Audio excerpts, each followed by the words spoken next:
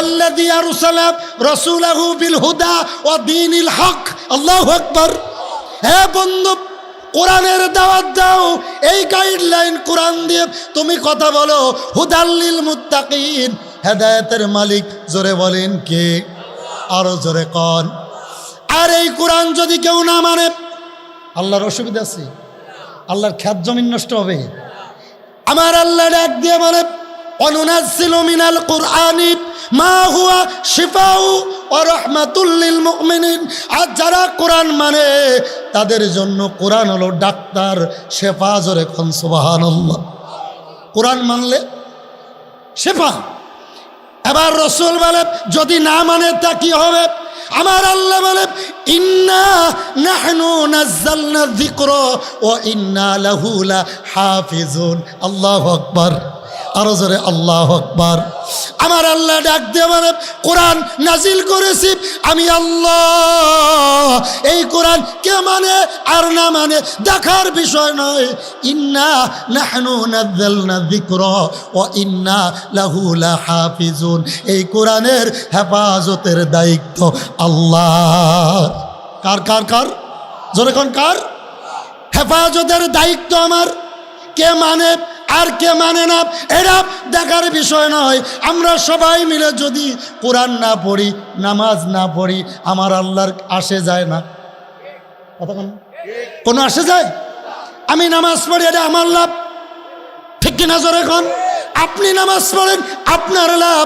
আমার আল্লাহ বলে তামাম দুনিয়ার মানুষ যদি আল্লাহ বলে না ডাকে আমার কোনো লস নাই, কারণ 18,000 মাখলুকাত 24 ঘন্টা আল্লাহর জিকিরে মশগুল আছে।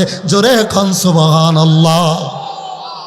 বন্ধুগণ ভালো করে বুঝবেন, বলতেছিলাম আমার নবীজি দাওয়াত দেয়, অনেকে দাওয়াত পছন্দ করে নাই, রসুলকে মারধর করেছে। এমন ইতিহাস পাওয়া যায় আমার নবীজি নামাজে দাঁড়াইছে, নামাজরত অবস্থায় উটের পচা নারী বুড়ি আমার রসুলের পিঠ মোবারক দিছে, ঠিক কিনা? নাউজুবিল্লাহ। কিন্তু আমার রসুল রাগ করে নাই। কি করে নাই? সবাই বলেন। রাগ করে নাই। আমার রসুলকে পরীক্ষা করার জন্য ইহুদি রসুলের বাড়িতে মেহমান হইছে। রাতের অন্ধকারে রসুলের ল্যাপখাতা বালিশ যা ছিল পায়খানা করে রাখছে।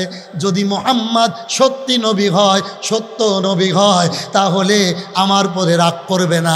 আর যদি মিথ্যা নবী হয় আমার পরে রাগ হয়ে যাবে, ঠিক কিনা?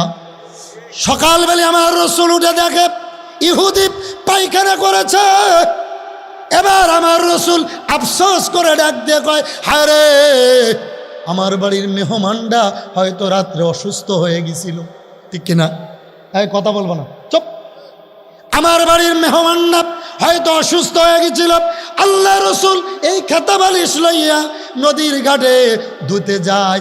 আর ইহুদি গোপনে গোপনে দূর থেকে দেখে আল্লাহর হাবিব সাল্লাল্লাহু আলাইহি সাল্লাম এটা ধুইতেছে নিজে হাতে। ইহুদি পিছন এসে এবার ডাক দিয়ে বলে, নবী, নবী চিনার জন্য আর দূরে যাওয়া লাগবে না, অপেক্ষা করা লাগবে না, যে রসুল নিজে হাতে ইহুদির পায়খানা পরিষ্কার করে আমি বুঝতে আর বাকি নাই। এইটাই তো আসল নবী। জোরে গণ আল্লাহু আকবার।